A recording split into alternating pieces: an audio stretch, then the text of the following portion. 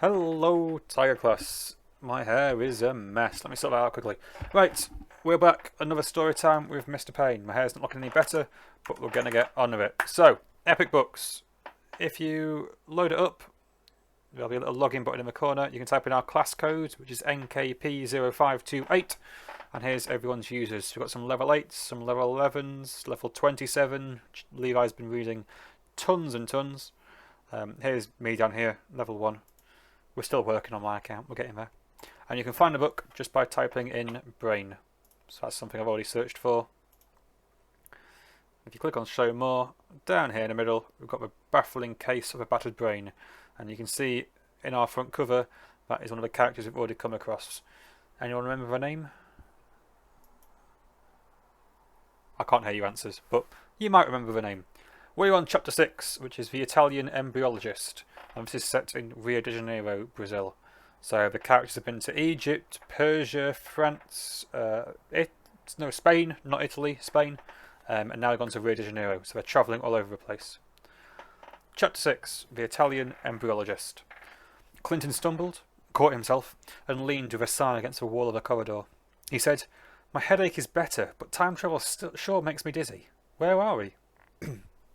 Brazil, like I said, visiting Dr. Rita Levimontalcini, who studies neuroembryology, whatever that is. Clinton lifted his head. Well, here's a name on a door. Let's do it. He knocked, and when a welcoming voice came from within, he and May entered. A small woman with short black hair and a white lab coat lifted her head from a counter near the window. Yes? What is it? May pushed past Clinton. Are you Dr. Rita Levimontalcini? We're students who have come to learn about your discoveries in She stumbled a bit. Neuroembryology? What is that, by the way? Dr. Levimontalcini laughed. How brash you young people are. When I was growing up in Italy, we would never dare approach a professor with such enthusiasm. Embryology is the study of a developing organism before it is born. Often, we study unborn chicks and the egg. Neuroembryology, of course, is the study of developing nervous systems. You're Italian? Clinton asked. We can speak in Italian if you prefer. You two know Italian? Levimontalcini asked. You look so unlikely to be speaking Italian. Where did you learn? May turned aside, and Clinton saw her pressing the buttons on the XPA. We learned in school. Can you tell us what you're learning from your chick eggs? The doctor frowned. I really don't have time for such young students at the moment. May said, and please could you show us how, as a woman, you came to be a scientist? We just haven't found many women working on the brain. At that, Dr. Levimontalcini seemed to soften. It wasn't easy, I can tell you. My father was a true Victorian father and very strong-minded. He thought too much education would make a girl unhappy and difficult to marry off. Only when I was 20 did I persuade him to let me go to college and study medicine, but first I had to study Greek, Latin, and mathematics for 8 months. What was medical school like? May asked. This was in Turin, Italy, before World War II. We spent a great deal of time on anatomy. I became a research assistant in the laboratory of Dr. Levey. Harry used to bellow at us when we made a mistake or did something wrong. And then, just as I got my degree and began to practice, Mussolini passed the racial laws. Mussolini? Clinton asked, feeling stupid. Yes, Benito Mussolini, leader of the fascist party, who became Prime Minister and dictator of Italy. He allied us with Hitler and followed Hitler's lead with regard to the Jews. So Mussolini, if you haven't heard him before, was leader of Italy during World War II, and he wasn't a very nice person at all. She peered at them. Yes, I am Jewish, and because of that I was no longer allowed to practice medicine or work at the university. I fell into a depression for a while, until a fellow student visited and scolded me. He asked me why I couldn't continue my studies at home. My brother helped me set up a tiny laboratory in a corner of my bedroom, and there I dissected chicken eggs and stained them, and studied how their neurons grow. Clinton scratched his head, impressed. You really stuck with it. It helped keep my mind off the country's troubles. Later, as things grew worse, we fled to Belgium, and then to the countryside, and then to Florence, but always I kept up my work. My old professor even came and did research beside me, both in one tiny space. Finally, when the war was over, the Allies asked me to help with the medical care of refugees. She pressed the back of her hand to her eyes for a moment. The refugees were so ragged. Typhoid fever struck among them, and we had nothing to treat it with. It was terrible. She shook her head. But then people found their way home, and the universities opened again, and before long I was invited to visit St. Louis in America to work on the nerve growth there. But now you're here in Brazil, May said. Dr. Levimontalcini sank back in her stool. Yes, I came here to learn how to grow chick cells in vitro, she said. That means how to grow them in glass. That is in a small plate of glass or plastic. That way, I can study the cell growth more easily than by opening fertilized eggs again and again. And what have you found? Clinton asked. She studied him for a moment, as if judging whether he was worthy to hear her. There have been ups and downs, but in the end I have found something beautiful, something amazing. She beckoned them to stand beside her at a microscope. You see, in St. Louis, I learned that a small amount of a tumour from mice planted nearby can cause some chick embryo neurons to grow. I decided to replicate the experiment in a petri dish. See here. Here is a sensory ganglion. That means a cluster of neurons or nerve cells from an 8-day-old chick embryo. What do you see? Clinton and May took turns leaning in to peer through the microscope. Clinton said, just what you told us? Kind of a ball or jumble of cells. Yes. Now this next slide has on the left a small slice of a mouse tumour. On the right is the same kind of ganglion. What do you see? Clinton leaned in again and got a shivery feeling. Wow! It's hairy! It's like hairs are sprouting on all sides of it. Dr. Levimontalcini sounded pleased. Isn't it beautiful?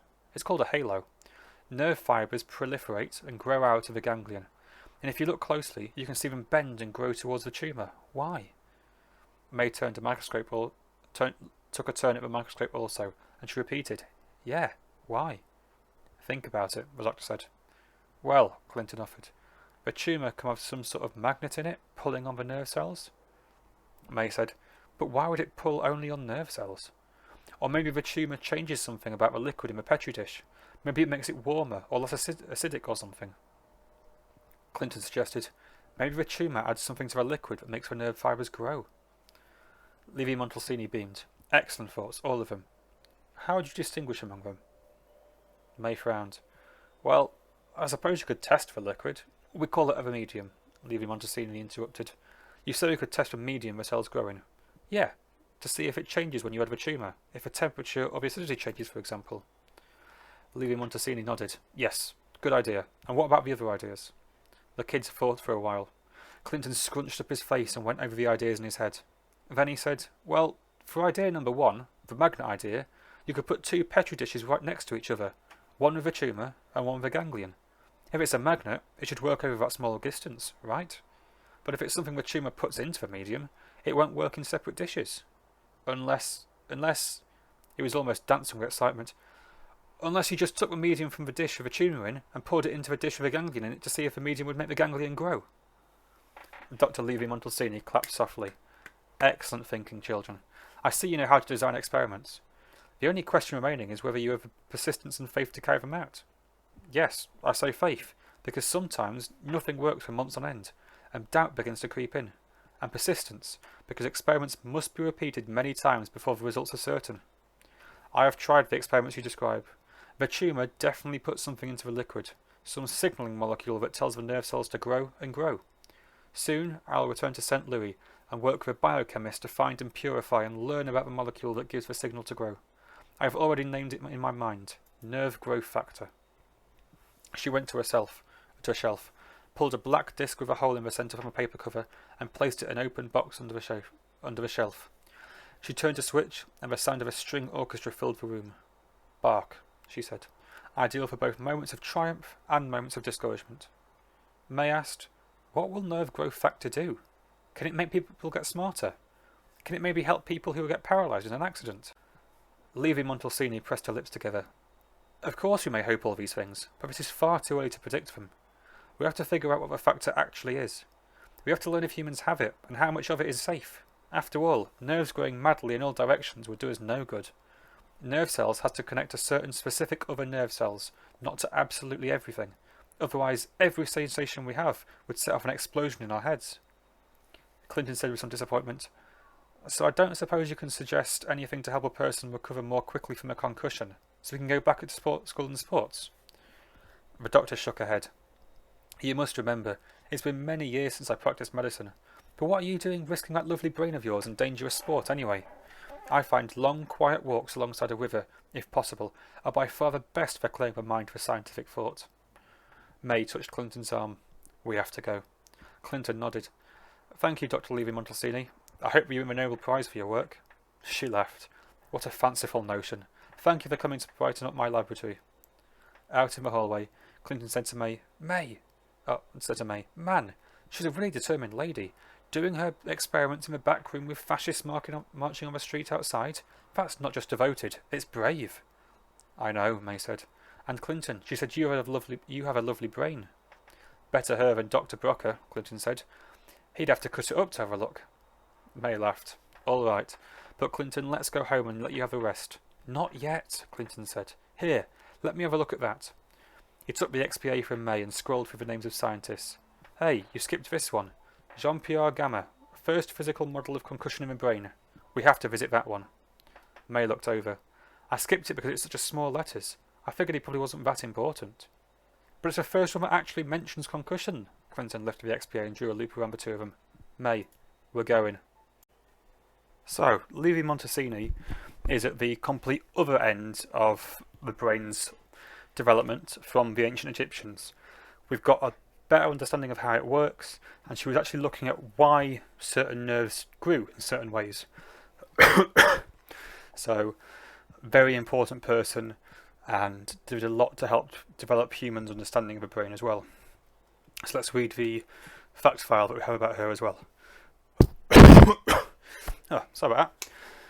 Rita Levimontalcini, 1909 to 2012, shared the 1986 Nobel Prize in Physiology or Medicine for her work in discovering nerve growth factor. This small molecule produced in the body helps direct and stimulate how nerve fibres grow. Rita and her twin sister Paola were born into a wealthy Jewish Italian family. The twins' father wanted them to grow to become contented wives and mothers instead of attending college, but Rita finally convinced him to let her study medicine. She became assistant to Dr. Giuseppe Levey, who was studying nerve growth factor. But in 1936, the fascist leader Mussolini passed a law prohibiting Jews from research and academic careers. So similar to in Germany, if you were Jewish, the government basically said they weren't allowed to study, they weren't allowed to help other people. So it was a very nasty time.